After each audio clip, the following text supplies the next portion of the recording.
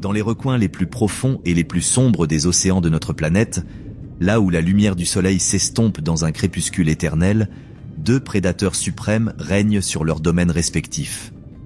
Depuis des millions d'années, ils ont façonné leur territoire grâce à leur sang, leur instinct et une soif insatiable de domination. Le grand requin blanc émerge des profondeurs troubles, son imposante nageoire dorsale triangulaire fendant la surface de l'eau comme une lame dans la soie. 6 mètres de pure perfection prédatrice, armé de rangées de dents acérées capables de broyer les os et de déchirer la chair avec une précision mécanique. Ses yeux noirs ne reflètent aucune pitié, aucune émotion, seulement le calcul froid d'un tueur inchangé depuis l'âge des dinosaures. Mais au loin, une autre ombre approche, plus grande, plus intelligente et infiniment plus dangereuse. L'orque fait surface avec une force explosive, sa masse de 6 tonnes s'élevant partiellement hors de l'eau avant de retomber dans un fracas de puissance brute. L'eau jaillit de son corps noir et blanc élancé tandis qu'elle scrute l'océan de ses yeux intelligents, imprégnés d'une intelligence prédatrice bien au-delà de ce que le requin pourrait comprendre.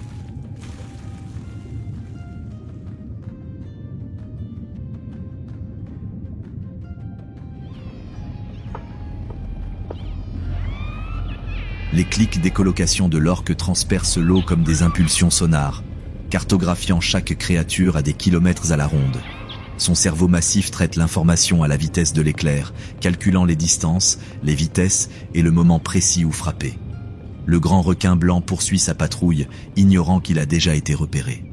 Sa puissante queue le propulse avec une efficacité mécanique, chaque mouvement générant une force incroyable. Des millions d'années d'évolution ont fait de cette créature le prédateur le plus redouté des océans. Et pourtant, aujourd'hui, il nage sans le savoir vers une rencontre qui remettra en question tout ce que nous pensions savoir sur la suprématie océanique. Deux titans des profondeurs sont sur le point de s'affronter dans un combat qui transformera notre compréhension de la prédation marine. Un seul en sortira vainqueur. Un seul s'arrogera le trône de prédateur suprême des océans. Bienvenue dans le conflit le plus brutal et le plus fascinant de la nature. Bienvenue dans la guerre éternelle entre l'orque et le requin. Pour comprendre ce conflit, il faut d'abord comprendre que nous assistons à une confrontation entre deux prédateurs.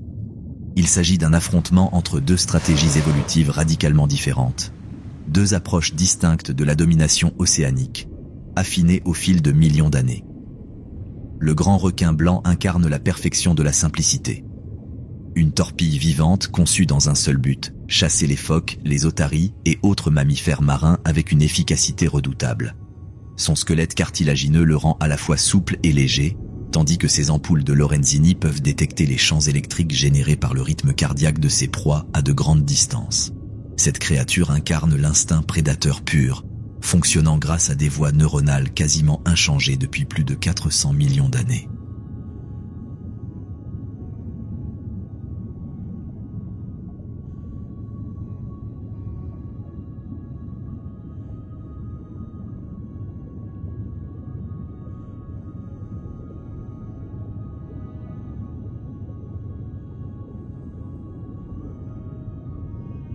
Un grand requin blanc adulte navigue à travers les forêts de Varech au large de la côte californienne, son corps massif se déplaçant avec une grâce surprenante.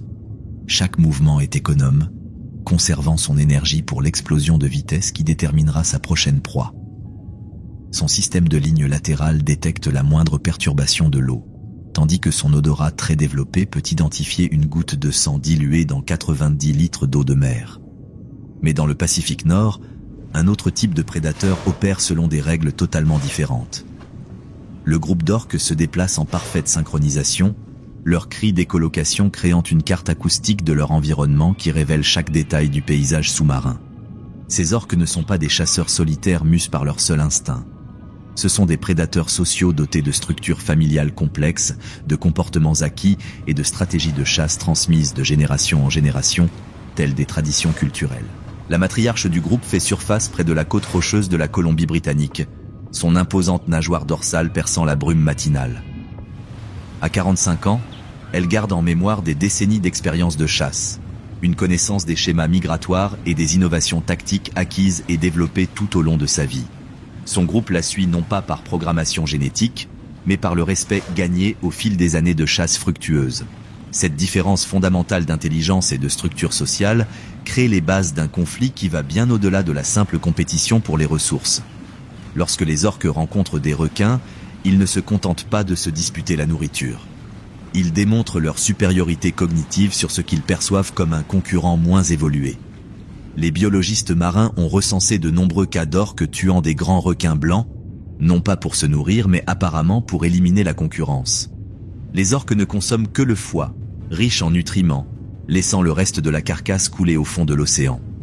Cette consommation sélective suggère un niveau de connaissance nutritionnelle et de choix alimentaires qui indique que ces abattages ont de multiples objectifs, au-delà de la simple prédation. Les eaux autour de l'île Seal racontent une toute autre histoire lorsque les grands requins blancs chassent sans la présence d'orques. Ici, ces magnifiques prédateurs démontrent pourquoi ils ont survécu pratiquement inchangés pendant des centaines de millions d'années. Un jeune éléphant de mer s'aventure trop près de l'affleurement rocheux où les grands requins blancs patrouillent les eaux profondes. L'attaque du requin est rapide et précise. Un jet vertical depuis les profondeurs propulse son corps massif hors de l'eau, une démonstration spectaculaire de puissance prédatrice. Cette technique d'embuscade, appelée brèche, est le fruit de millions d'années de perfectionnement évolutif. La capacité du grand requin blanc à propulser son corps de 2 tonnes vers le ciel témoigne non seulement d'une puissance brute, mais aussi d'un calcul précis de la vitesse, de la trajectoire et du timing. Le taux de réussite du requin lorsqu'il chasse les phoques approche les 90% lorsque les conditions sont optimales, ce qui en fait l'un des prédateurs les plus efficaces de la planète. Pourtant, cette même efficacité devient une vulnérabilité en présence d'orques. La nature solitaire du grand requin blanc et son recours aux attaques surprises le rendent mal équipé pour faire face à l'intelligence coordonnée d'un groupe d'orques. Là où le requin a évolué pour l'excellence individuelle, l'orque a évolué pour la domination collective.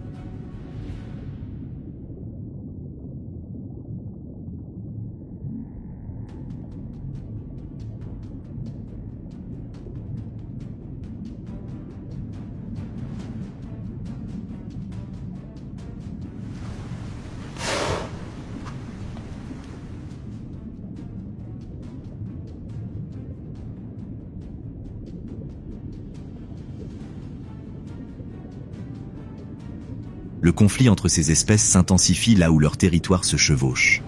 Les eaux au large de la Californie, de l'Afrique du Sud et de l'Australie sont devenus des champs de bataille où ces deux prédateurs s'affrontent régulièrement. De ces interactions, il ne s'agit pas de violences aléatoires, mais d'un modèle systématique de dominance des orques aux conséquences profondes pour les écosystèmes marins. Lorsque les orques s'établissent dans une zone, les populations de grands requins blancs abandonnent souvent complètement leur territoire de chasse traditionnel. Ce déplacement peut durer des mois, modifiant fondamentalement les schémas de prédation qui façonnent les écosystèmes marins depuis des millénaires. Les répercussions se répercutent sur la chaîne alimentaire, affectant les populations de phoques, les stocks de poissons et même le comportement des espèces prédatrices plus petites qui s'étaient adaptées à la coexistence avec les grands requins blancs. Pour vraiment apprécier l'ampleur de ce conflit, nous devons examiner ces combattants non pas comme de simples animaux, mais comme des chefs d'œuvre de l'évolution, chacun représentant le sommet de leur lignée respective. Le grand requin blanc patrouille les eaux profondes de l'île Guadeloupe. Mesurant plus de 6 mètres de long et pesant près de 2200 kilos, cette femelle représente l'apogée de son espèce. Ses dents triangulaires massives sont conçues pour trancher la chair et les os avec une précision mécanique. Tandis qu'elle glisse dans les eaux cristallines, sa queue puissante génère une poussée à chaque mouvement nonchalant, propulsant son corps massif dans l'eau avec une grâce surprenante. Sa peau, recouverte de denticules dermiques, est aussi douce au toucher que du papier de verre, mais fonctionne comme un système sophistiqué de réduction de la traînée qui lui permet de se déplacer dans l'eau avec une efficacité remarquable. Chaque écaille est parfaitement alignée pour maintenir un flux laminaire à travers son corps, réduisant les turbulences et permettant les pointes de vitesse explosive qui définissent sa stratégie de chasse.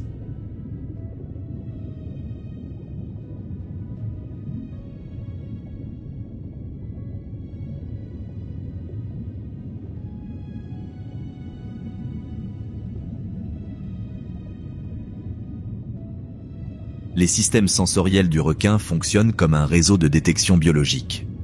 Ces ampoules de Lorenzini, de minuscules pores gélatineux concentrés autour de son museau, peuvent détecter des champs électriques aussi faibles que 5 milliardièmes de volts.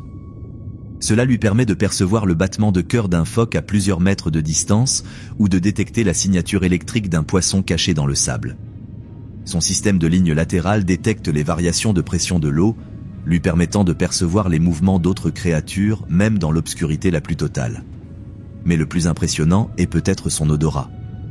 Le grand requin blanc peut détecter du sang à des concentrations aussi faibles qu'une partie par milliard, soit l'équivalent d'une seule goutte de sang dans une piscine olympique. Son système olfactif est si sophistiqué qu'il peut déterminer non seulement la présence de sang, mais aussi son espèce et sa provenance. Cette femelle est photographiée et cataloguée par des biologistes marins depuis plus de 10 ans. Ses cicatrices distinctives et les caractéristiques de sa nageoire dorsale lui ont valu la désignation GW247 dans les bases de données scientifiques, mais les opérateurs de plongée locaux la connaissent simplement sous le nom de Scarface. Elle a survécu à des rencontres avec des requins rivaux, des filets de pêche, des hélices de bateaux et aux innombrables dangers de la vie marine pour devenir l'un des grands requins blancs les plus grands et les plus performants jamais observés. Nageant près de la surface par une matinée calme, Scarface fait preuve du comportement de chasse patient qui fait le succès des grands requins blancs. Elle se déplace en cercles amples et précis, ses sens aiguisés sondant constamment l'eau à la recherche de proies.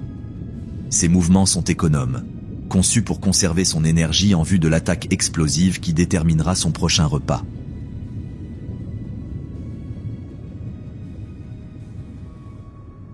À 3000 km au nord, dans les eaux glaciales du détroit du Prince William, en Alaska, un prédateur d'un autre genre adopte une approche totalement différente de la domination océanique. La matriarche orque, connue des chercheurs sous le nom de J2 Granny, émerge dans la brume matinale, son imposante nageoire dorsale dépassant d'1,80 m la ligne de flottaison. Âgée d'environ 80 ans, elle est l'une des plus vieilles orques sauvages connues et sa longévité témoigne de l'intelligence et de la coopération sociale qui caractérisent son espèce.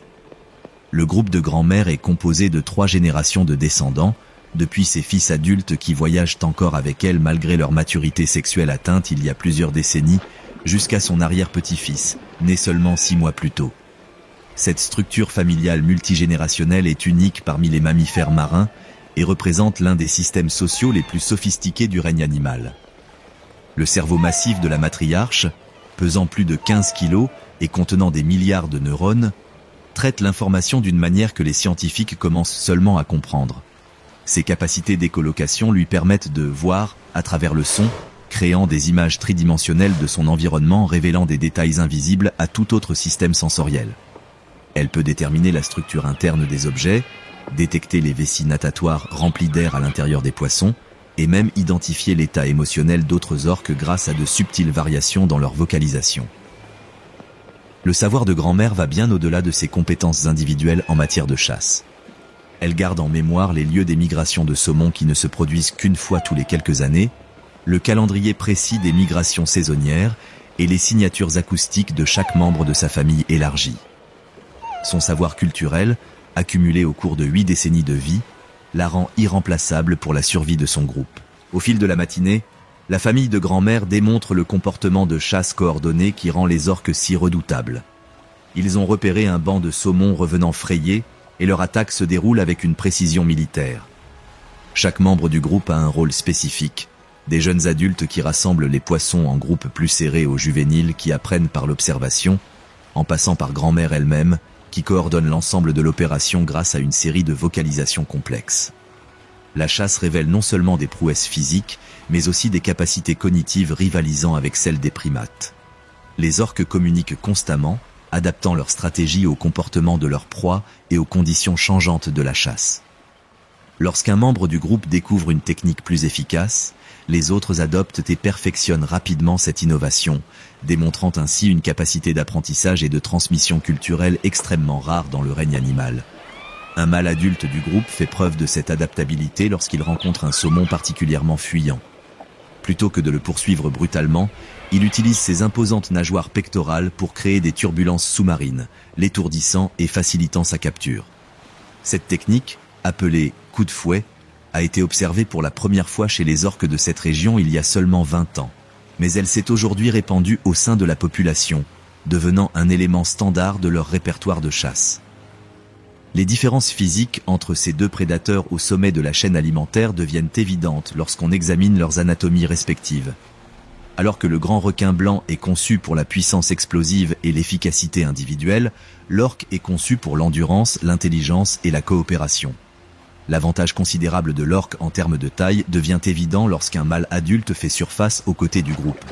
Avec ses 9,8 mètres de long et son poids de plus de 11 tonnes, il éclipse même les plus grands requins blancs. Son imposante nageoire dorsale, qui peut atteindre 2,4 mètres de haut, sert non seulement de stabilisateur mais aussi de symbole visuel de sa domination dans la hiérarchie marine. Mais la taille n'est qu'un élément de l'équation. La physiologie de l'orque révèle une créature conçue pour une activité soutenue et performante. Contrairement au squelette cartilagineux du grand requin blanc, l'orque possède une ossature entièrement ossifiée qui assure un soutien rigide à ses muscles massifs.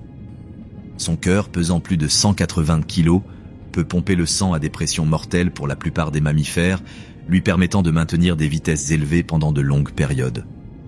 Le système respiratoire de l'orque présente un autre avantage crucial sur celui des requins.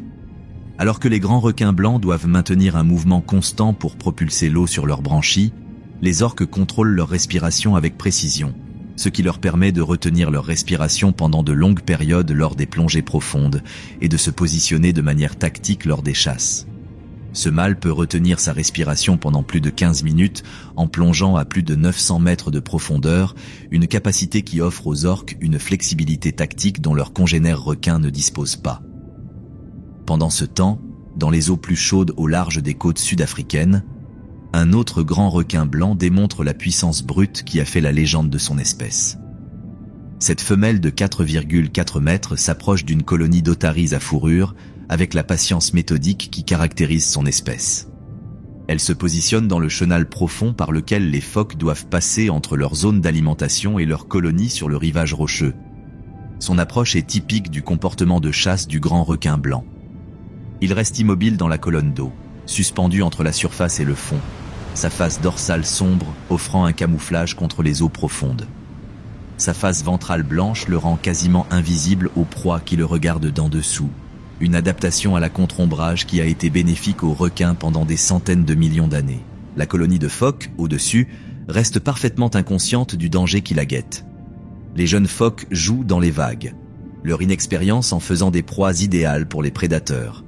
La patience du grand requin blanc est légendaire parmi les prédateurs marins. Il peut maintenir cette vigilance immobile pendant des heures, guettant l'occasion idéale pour attaquer. Lorsque le moment arrive enfin, son attaque se déploie avec une rapidité et une précision dévastatrices. Un jeune phoque s'aventure trop loin de la sécurité des eaux peu profondes, et le grand requin blanc répond par une charge verticale explosive qui propulse tout son corps hors de l'eau. L'impact génère une force incroyable, étourdissant ou tuant le phoque instantanément. Ses mâchoires massives se referment avec une force de morsure dépassant 1800 kg par centimètre carré, suffisamment puissante pour broyer les os de proies bien plus grosses. Cette technique de chasse, perfectionnée au fil de millions d'années, explique pourquoi les grands requins blancs ont connu un tel succès en tant que prédateurs de pointe. Leur capacité à générer une puissance explosive depuis une position immobile leur confère un avantage crucial dans l'éternelle course aux armements entre prédateurs et proies. Malgré leurs prouesses individuelles, les grands requins blancs sont confrontés à un désavantage fondamental face aux orques.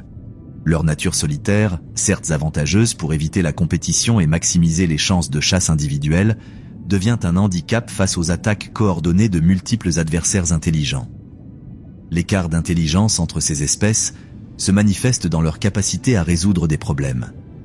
Les grands requins blancs s'appuient principalement sur des comportements instinctifs affinés par la pression évolutive au fil de millions d'années. S'ils peuvent apprendre de l'expérience et s'adapter aux conditions changeantes, leur répertoire comportemental reste relativement fixe et prévisible. Les orques, en revanche, font preuve d'une flexibilité cognitive qui leur permet de développer des solutions innovantes face à des défis sans précédent. On les a observés utiliser des outils, enseigner des comportements complexes à leur progéniture et même développer des dialectes régionaux qui servent de marqueurs culturels au sein de différentes populations. Cette supériorité cognitive s'étend à leur compréhension des comportements des autres espèces. Les orques apprennent rapidement à prédire et à exploiter les stratégies de chasse des grands requins blancs, retournant ainsi leurs propres instincts contre eux. Elles comprennent que les grands requins blancs préfèrent attaquer par en dessous et par derrière et se positionnent donc de manière à éliminer ces angles d'attaque. Elles reconnaissent que les requins sont plus vulnérables pendant l'alimentation lorsque leur attention est concentrée sur leur proie plutôt que sur les menaces potentielles. Le plus remarquable est peut-être que les orques ont développé des techniques de chasse spécifiquement conçues pour tuer les grands requins blancs avec une efficacité maximale et un risque minimal. Ces stratégies témoignent non seulement d'intelligence, mais aussi d'une innovation tactique qui rivalise avec la planification militaire en termes de sophistication et d'efficacité. Le décor est désormais planté pour une confrontation entre deux chefs-d'œuvre de l'évolution, chacun représentant une voie différente vers le statut de prédateur suprême. D'un côté, nous avons le grand requin blanc, un chasseur solitaire perfectionné par 400 millions d'années d'évolution, doté d'armes physiques dévastatrices et guidé par des instincts aiguisés jusqu'à l'acuité au fil d'innombrables générations de survie. De l'autre côté, nous avons l'orque, un prédateur social dont l'intelligence et la coopération l'ont élevé à un niveau de domination qui transcende la simple supériorité physique. Ces créatures sont capables de planification tactique, de transmission culturelle et d'attaque coordonnée, démontrant des capacités cognitives proches des nôtres. Les eaux au large des îles Farallon, en Californie, sont devenues le théâtre naturel de ce conflit. Là où les grands blancs se rassemblent chaque année pour chasser les phoques et les éléphants de mer, les orques ont commencé à s'installer, créant ainsi des conditions propices à des rencontres qui mettront à l'épreuve tout ce que ces espèces ont évolué. À l'approche de l'automne, et à mesure que les colonies de phoques grossissent de nouveaux petits, les deux espèces de prédateurs convergent vers ces eaux fertiles. Les grands blancs arrivent les premiers, suivant des schémas migratoires ancestraux qui les conduisent sur les îles avec une régularité prévisible. Ils établissent des territoires autour des colonies, se positionnant dans les chenaux profonds où les phoques doivent passer lors de leurs déplacements quotidiens. Mais cette année, comme les années précédentes, leur domination sera remise en question par des visiteurs venus du nord. Un groupe d'orques migrateurs, spécialistes de la prédation des mammifères marins, a été suivi se déplaçant vers le sud le long de la côte pacifique. Leur destination, les mêmes riches territoires de chasse qui attirent les grands blancs depuis des millénaires. La convergence de ces prédateurs supérieurs crée des conditions de conflit qui démontreront une fois pour toutes quelle espèce mérite le titre de prédateur ultime des océans. Le décor est planté pour une bataille qui transformera notre compréhension des écosystèmes marins et de la hiérarchie prédatrice. Le soleil matinal perce le brouillard du Pacifique en s'éloignant des îles Farallon, révélant des eaux d'un calme trompeur à la surface. Sous ce voile de tranquillité, l'océan grouille de vie et de mort, de prédateurs et de proies, dans une danse éternelle qui façonne les écosystèmes marins depuis des millions d'années. Aujourd'hui, cette danse prend une intensité nouvelle alors que deux prédateurs se préparent à une rencontre qui déterminera la véritable hiérarchie du pouvoir océanique. Un immense grand requin blanc, mesurant 5 mètres du museau à la queue, navigue dans le chenal profond entre les îles et le continent. Cette femelle adulte, surnommée Deep Blue par les chercheurs en raison de sa taille incroyable et de la coloration bleu-gris caractéristique de sa surface dorsale, représente l'apogée de l'évolution du grand requin blanc. À plus de 20 ans, elle a surmonté d'innombrables épreuves pour atteindre une taille qui force le respect de toutes les créatures de l'océan. Deep Blue se déplace avec la confiance patiente d'un prédateur qui n'a jamais connu la défaite. Sa puissante queue décrit des arcs de cercle paresseux, chaque mouvement précisément calculé pour maintenir son élan vers l'avant tout en conservant l'énergie nécessaire à ses attaques explosives. La lumière matinale filtrant d'en haut crée des motifs changeants sur sa peau marquée, chaque marque racontant une histoire de survie dans l'environnement le plus exigeant de l'océan. Ses sens aiguisés analysent constamment l'eau, traitant des informations sur les gradients de température, les courants et les signatures chimiques des proies potentielles. Les eaux autour des Farallons regorgent des odeurs des colonies de phoques et l'immense système olfactif de Deep Blue traite ces signaux comme un laboratoire d'analyse chimique sophistiqué. Chaque molécule d'information lui indique qu'elle est arrivée sur l'un des terrains de chasse les plus fertiles de l'océan. À mesure qu'elle s'approche des affleurements rocheux où des milliers de phoques et d'otaries ont établi leur colonie, le comportement de Deep Blue devient plus concentré et déterminé.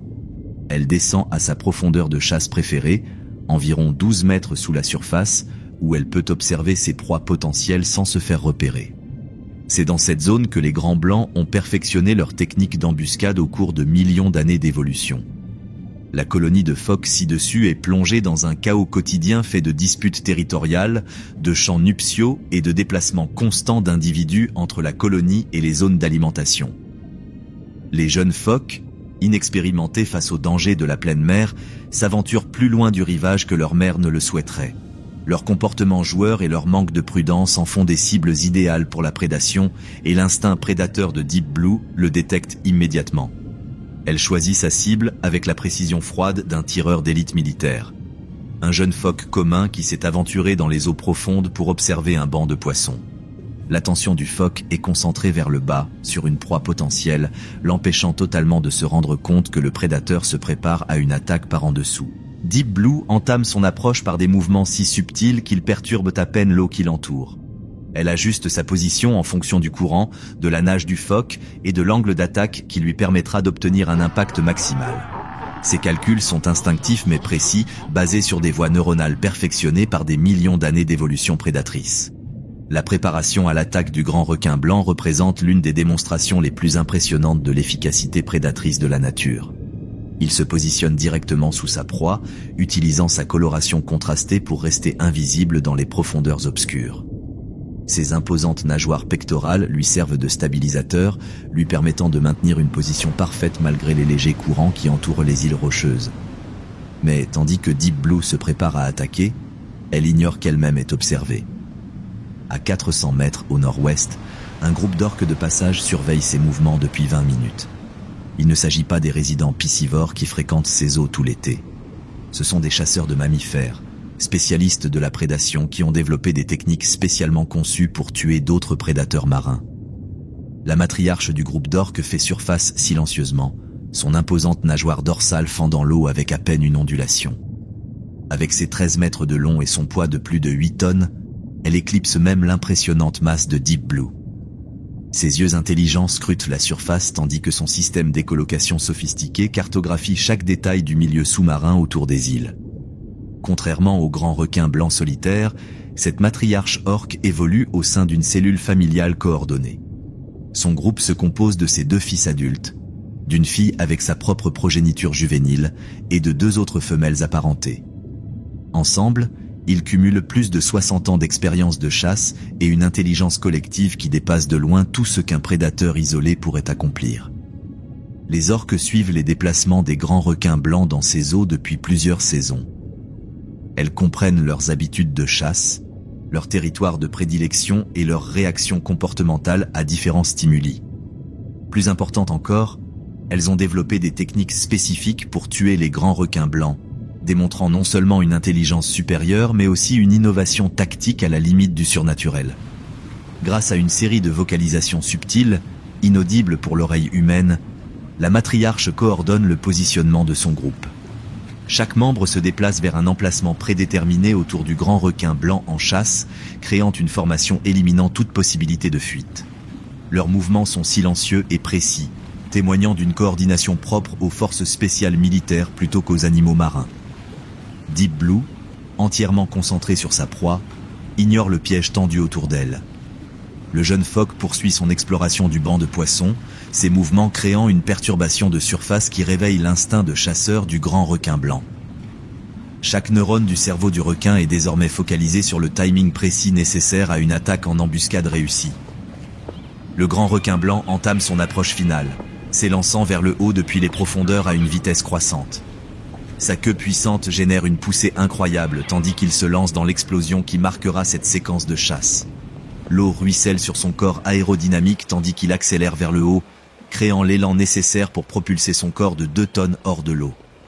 À cet instant précis, alors que Deep Blue est engagé dans sa trajectoire d'attaque et incapable de changer de cap, la matriarche orque frappe avec une précision dévastatrice.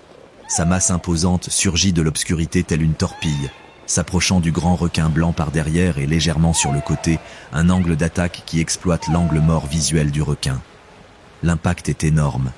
8 tonnes d'orques, se déplaçant à près de 50 km/h, percutent le ventre du grand requin blanc, générant une force équivalente à celle d'un petit accident de voiture.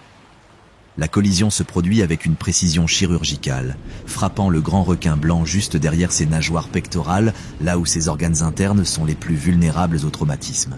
L'attaque de Deep Blue sur le phoque est instantanément oubliée, tandis qu'elle peine à comprendre ce qui vient de se passer. L'impact violent a endommagé sa vessie natatoire et probablement plusieurs organes internes, compromettant sa capacité à maintenir une flottabilité et une orientation optimale dans l'eau.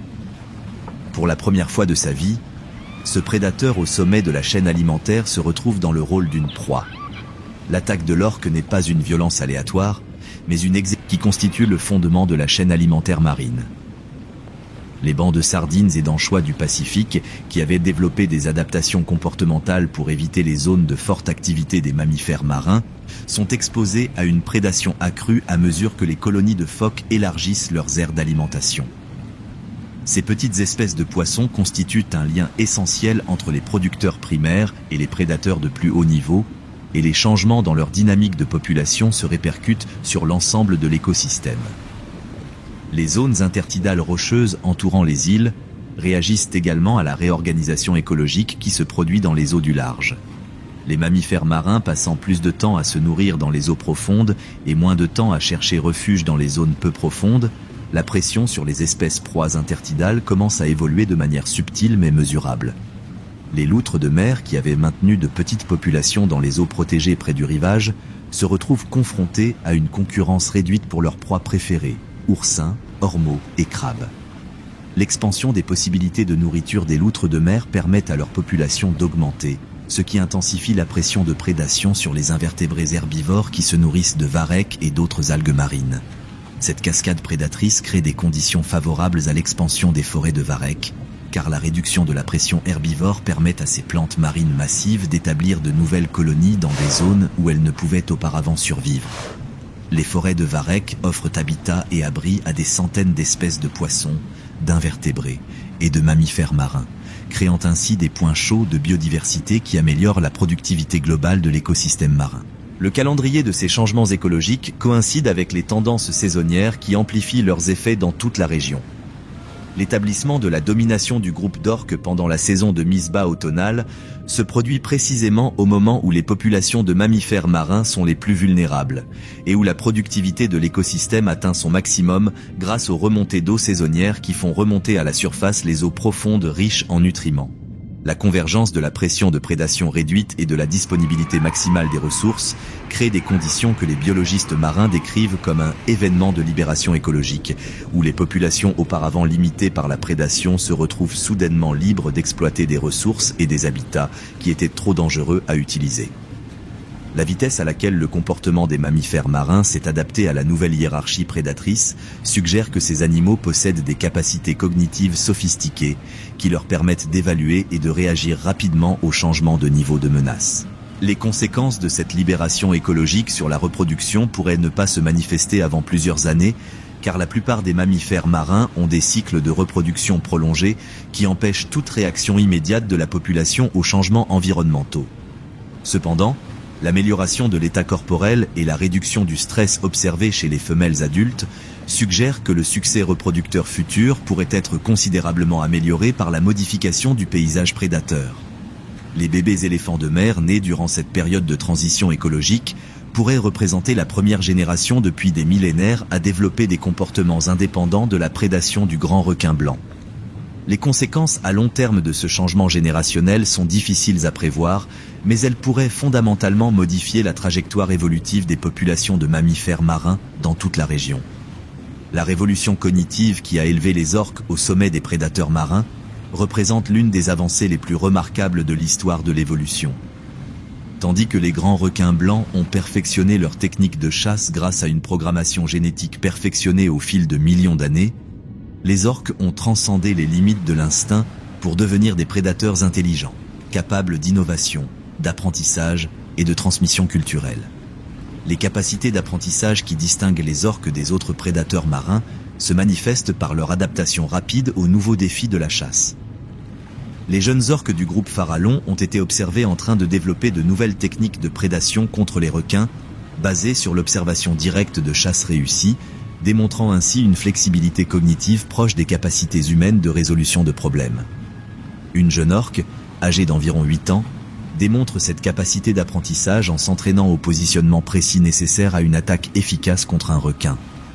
Guidée par sa mère et sa grand-mère, elle répète les manœuvres complexes nécessaires pour approcher un grand requin blanc sous un angle d'attaque optimal, tout en maintenant la coordination avec les autres membres du groupe. Ces séances d'entraînement révèlent une compréhension approfondie du positionnement tridimensionnel, du timing et de la physique, indispensable à une chasse efficace au requin. Elle doit apprendre à calculer les vitesses d'approche, les angles d'impact et la répartition des forces, tout en surveillant simultanément les positions et les intentions des différents membres du groupe et du requin ciblé. La précision mathématique requise pour réussir à attaquer les grands requins blancs par les orques démontre des capacités cognitives comparables à celles des espèces utilisant des outils sophistiqués. Les orques doivent calculer des trajectoires, prédire des schémas de déplacement et coordonner le timing de plusieurs individus, tout en s'adaptant en temps réel aux conditions changeantes. Des recherches ont révélé que le cerveau des orques possède des structures neurologiques associées à des fonctions cognitives avancées, absentes du système nerveux des requins. L'imposant cortex cérébral des orques contient des régions spécialisées dédiées à la cognition sociale, à la planification tactique et à la coordination motrice complexe. Ces avantages neurologiques se manifestent par des comportements de chasse qui témoignent d'une pensée abstraite et d'une planification stratégique. Les orques ont été observés pratiquant ce que les chercheurs appellent le positionnement anticipatif, se déplaçant vers des endroits où elles prédisent l'apparition des requins en fonction de l'analyse des conditions environnementales, de l'heure de la journée et de leurs habitudes de chasse historiques. Cette capacité prédictive nécessite la capacité d'intégrer de multiples sources d'informations sur différentes échelles de temps, depuis les données sensorielles immédiates jusqu'aux tendances saisonnières observées sur des années, voire des décennies. L'architecture cognitive nécessaire à une telle intégration est proche de la complexité de la pensée stratégique humaine. La transmission culturelle des connaissances sur la chasse au sein des groupes d'orques engendre une intelligence croissante qui se perfectionne à chaque génération. Les innovations réussies développées par chaque membre du groupe sont rapidement adoptées et affinées par l'ensemble du groupe, créant ainsi une base de connaissances collectives qui s'enrichit et s'améliore continuellement. Les comportements pédagogiques observés au sein des groupes d'orques révèlent une autre dimension de leur supériorité cognitive. Les orques adultes enseignent activement aux plus jeunes les techniques de chasse, en démontrant des comportements complexes et en fournissant des commentaires qui guident le développement des compétences. Cette approche pédagogique de la transmission des connaissances est pratiquement inconnue chez les espèces de requins.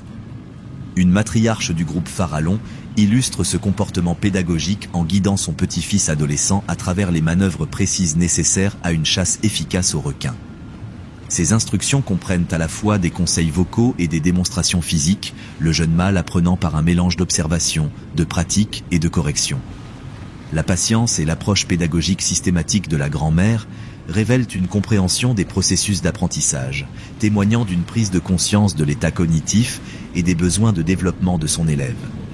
Elle adapte ses méthodes d'enseignement au progrès du jeune orque, lui prodiguant un accompagnement plus intensif lorsqu'il rencontre des difficultés et lui accordant une plus grande autonomie à mesure que ses compétences s'améliorent. Ce système de mentorat crée un mécanisme de transfert de connaissances qui préserve et améliore l'expertise synégétique entre les générations, tout en favorisant l'innovation et l'adaptation aux conditions changeantes. L'approche pédagogique garantit que les connaissances tactiques accumulées au fil des décennies ne se perdent pas après le décès des chasseurs expérimentés, préservant ainsi la continuité culturelle qui confère aux populations d'orques des avantages cumulatifs sur leur proie. Les aspects technologiques de la prédation des orques révèlent une autre dimension de leur sophistication cognitive. Ces mammifères marins ont appris à exploiter les propriétés physiques de l'eau et les vulnérabilités anatomiques de leur proie, démontrant ainsi leur compréhension des principes fondamentaux de la physique et de la biologie. La technique consistant à induire l'immobilité tonique chez les requins en les inversant représente une compréhension sophistiquée de la vulnérabilité neurologique que les orques ont, d'une manière ou d'une autre, découverte et perfectionnée pour en faire une pratique de chasse standard. Cette connaissance requiert non seulement une découverte initiale par l'expérimentation, mais aussi des mécanismes de transmission culturelle qui garantissent la préservation et l'amélioration de la technique au fil des générations. La précision avec laquelle les orques ciblent les foies de requins témoigne d'une connaissance anatomique qui va bien au-delà du simple apprentissage par tâtonnement. Elle semble comprendre non seulement l'emplacement de cet organe dans la cavité corporelle du requin, mais aussi comment l'extraire en minimisant les dommages aux tissus environnants, ce qui suggère une connaissance approfondie de l'anatomie interne comparable à celle de chirurgiens expérimentés. Le conflit entre les orques et les grands requins blancs représente plus qu'un phénomène écologique contemporain. Il incarne une course aux armements évolutifs qui se déroule depuis des millions d'années, chaque espèce développant des adaptations de plus en plus sophistiquées pour surpasser les avantages de son rival. Les archives fossiles révèlent que les ancêtres des grands requins blancs modernes sont apparus dans les océans il y a environ 400 millions d'années, ce qui en fait l'un des prédateurs les plus performants de l'histoire de l'évolution. Leur structure corporelle de base est restée remarquablement stable à travers les âges géologiques, ce qui suggère que les premiers requins ont atteint un niveau d'efficacité prédatrice nécessitant peu de modifications. Le squelette cartilagineux qui confère aux requins leur souplesse et leur efficacité reflète également des solutions ancestrales aux défis de la prédation marine. Contrairement aux structures osseuses lourdes qui limitent la plupart des vertébrés, le cartilage fournit la force nécessaire à une nage puissante tout en conservant la légèreté essentielle à une flottabilité neutre en eau de mer. Un grand requin blanc massif naviguant dans les eaux profondes de l'île Guadeloupe incarne 400 millions d'années de perfectionnement évolutif. Sa silhouette profilée minimise la traînée tout en maximisant le transfert de puissance de sa queue musclée vers la propulsion. Chaque aspect de son anatomie représente des solutions aux défis des prédateurs, testés et perfectionnés au fil d'innombrables générations. Ces systèmes sensoriels démontrent les capacités de détection sophistiquées qui ont fait des requins des prédateurs efficaces à travers de nombreuses ères géologiques. Les ampoules de Lorenzini, qui lui permettent de détecter les champs électriques, étaient déjà présentes chez les requins du Dévonien il y a plus de 350 millions d'années. Leur conception de base a été si performante qu'elle est restée pratiquement inchangée chez les espèces modernes. Mais le succès évolutif des requins a engendré des pressions sélectives qui ont favorisé le développement d'adaptations anti-prédateurs de plus en plus sophistiquées chez leurs proies. Les mammifères marins, apparus bien plus tard dans l'histoire de l'évolution, ont développé l'intelligence et la coopération sociale comme stratégie pour faire face à la pression de prédation exercée par les requins. La lignée qui allait donner naissance aux orques modernes est apparue il y a environ 34 millions d'années, à l'Oligocène. Ces premiers cétacés présentaient déjà des signes d'augmentation de la taille de leur cerveau et de coopération sociale qui les distinguaient des autres prédateurs marins de leur époque. Le développement des capacités d'écholocation chez les premiers orques représente une révolution technologique qui a fondamentalement modifié l'équilibre des pouvoirs dans les écosystèmes marins. La capacité de voir au-delà du son a doté ces prédateurs de capacités sensorielles bien supérieures à celles des requins, ouvrant de nouvelles possibilités de détection et de suivi des proies. La course aux armements entre prédateurs cognitifs et prédateurs instinctifs s'est déroulée tout au long de millions d'années d'évolution marine, chaque avancée majeure d'une lignée créant une pression sélective en faveur de contre-adaptation chez l'autre. Il en résulte un équilibre dynamique entre innovation et optimisation qui continue de façonner les écosystèmes marins aujourd'hui. La phase moderne de ce conflit évolutif révèle des adaptations qui poussent les deux espèces vers leurs limites biologiques. Les grands requins blancs ont atteint une efficacité maximale dans les limites de leur schéma corporel de base, développant des systèmes sensoriels et des techniques de chasse qui représentent le summum de la prédation instinctive. Les populations récentes de grands requins blancs présentent des signes d'adaptation comportementale qui pourraient constituer des réponses évolutives à la prédation accrue des orques. Les requins des zones à forte activité orque présentent des comportements d'évitement accrus et des schémas de chasse modifiés, suggérant que des changements génétiques interviennent en réponse aux pressions sélectives contemporaines. La rapidité avec laquelle ces changements comportementaux sont apparus suggère que les grands requins blancs conservent une importante plasticité évolutive malgré leur ancienneté. Leur capacité à adapter leur stratégie de chasse et leur comportement territorial au cours d'une même génération indiquent que les requins ne sont pas programmés de manière aussi rigide qu'on le croyait auparavant. Cependant, les limites fondamentales de la neurologie des requins limitent leur capacité à développer les innovations tactiques qui caractérisent la prédation des orques. Si les requins peuvent apprendre de l'expérience et adapter leur comportement en conséquence, ils ne peuvent pas développer les stratégies sociales complexes qui confèrent aux orques leurs avantages décisifs lors des confrontations directes. La réponse des orques aux adaptations des requins démontre l'accélération de l'évolution culturelle par rapport aux changements génétiques. À mesure que les requins développent de nouveaux comportements d'évitement, les groupes d'orques développent rapidement des contre-stratégies qui neutralisent ces adaptations défensives. Les récentes innovations du groupe d'orques de Farallon en matière de techniques de chasse aux requins illustrent cette course aux armements culturels. Lorsque les grands requins blancs locaux ont commencé à éviter les sites d'embuscade traditionnels, les orques ont développé de nouvelles approches exploitant les modifications comportementales des requins, transformant leurs adaptations défensives en nouvelles vulnérabilités. Cette dynamique illustre pourquoi les prédateurs cognitifs possèdent des avantages fondamentaux dans la course aux armements évolutifs. Alors que les adaptations génétiques nécessitent des milliers de générations pour s'établir au sein des populations, les innovations culturelles peuvent se propager à des populations entières en une seule saison. Les effets en cascade de la domination des orques sur les requins s'étendent au-delà des relations prédateur-proie immédiates et influencent les trajectoires évolutives d'écosystèmes marins entiers. Les espèces qui ont évolué sous la pression de la prédation des requins se retrouvent soudainement dans des environnements où prédominent des pressions sélectives différentes. Les populations de mammifères marins qui ont développé des adaptations anti-requins au fil de millions d'années pourraient désormais trouver ces traits moins avantageux dans les écosystèmes dominés par les orques. Les investissements énergétiques nécessaires au comportement d'évitement des requins pourraient être réorientés vers d'autres défis de survie, ce qui pourrait entraîner des changements évolutifs chez plusieurs espèces simultanément. Les implications à long terme de ce changement évolutif au niveau de l'écosystème restent difficiles à prévoir, mais elles pourraient représenter l'un des changements les plus significatifs dans la dynamique des prédateurs marins depuis l'extinction des reptiles marins à la fin du Crétacé. Alors que le soleil se couche sur l'océan Pacifique, teintant les eaux des îles Farallon de nuances dorées et cramoisies, un nouveau chapitre de l'évolution marine continue de s'ouvrir. L'ancienne domination du grand requin blanc, incontestée depuis des centaines de millions d'années, a cédé la place à la suprématie de l'orque, fondée sur son intelligence. Cette transformation va bien au-delà des confrontations dramatiques entre prédateurs individuels. Ce à quoi nous assistons représente un changement fondamental dans les principes d'organisation des écosystèmes marins, où la supériorité cognitive s'est avérée plus décisive que la prouesse physique et où la coopération sociale a pris le pas sur l'excellence individuelle. La matriarche orque fait surface dans les eaux calmes du soir, sa silhouette imposante se découpant sur la lumière mourante.